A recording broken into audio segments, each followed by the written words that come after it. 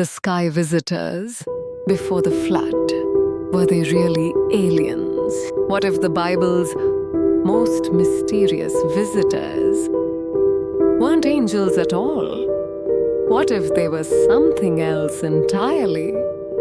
In this episode, we dive into the pre-flood world of Genesis 6, where divine beings came down from the sky and changed the course of human history. Were these watchers really fallen angels? Or the earliest encounters with extraterrestrials before the Great Flood? Civilizations all over the world speak of sky visitors.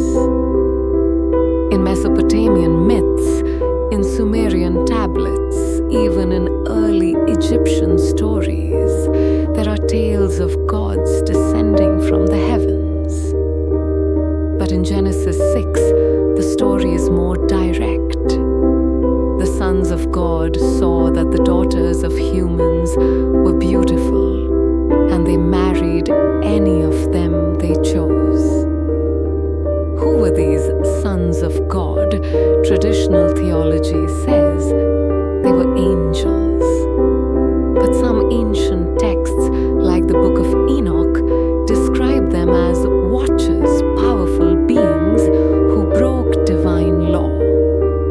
They descended not just to observe, but to interact, to marry, and to give knowledge.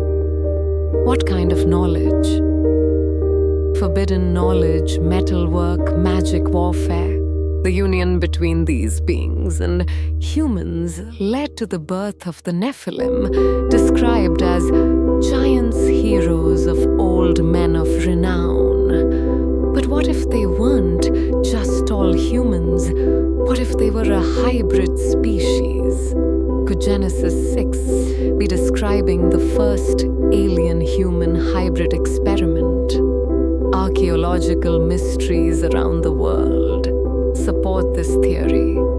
Massive skeletons, oversized skulls, and cave art showing tall beings with elongated heads and strange suits.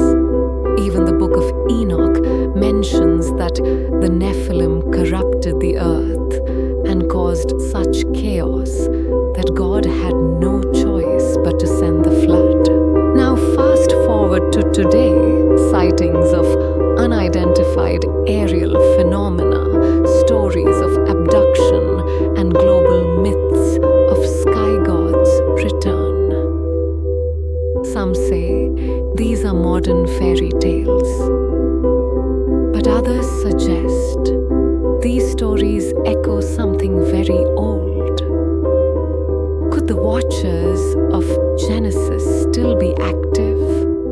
Could the Nephilim have survived the flood, just as Numbers 13:33 suggests, when Israelite spies said, "We seemed like grasshoppers in our own eyes, and we looked the same to them." Were the giants hiding? Or did they ascend once again into the sky? From a theological view, Genesis 6 isn't just a moral lesson. It's a cosmic warning. It shows how divine order was broken by outside forces. The phrase Bene Ha-Elohim means sons of God. And in Hebrew scripture, it points to supernatural beings. Their rebellion reshaped the destiny of earth. God's response to the flood wasn't just punishment, it was containment.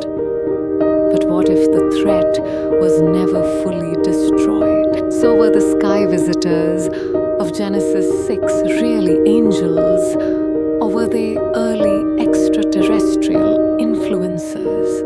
Were the Nephilim ancient myths? Or ancient hybrids? One thing is clear. Our history is stranger than we've been told. Don't miss the next episode where we ask, did Noah's Ark contain DNA, not animals.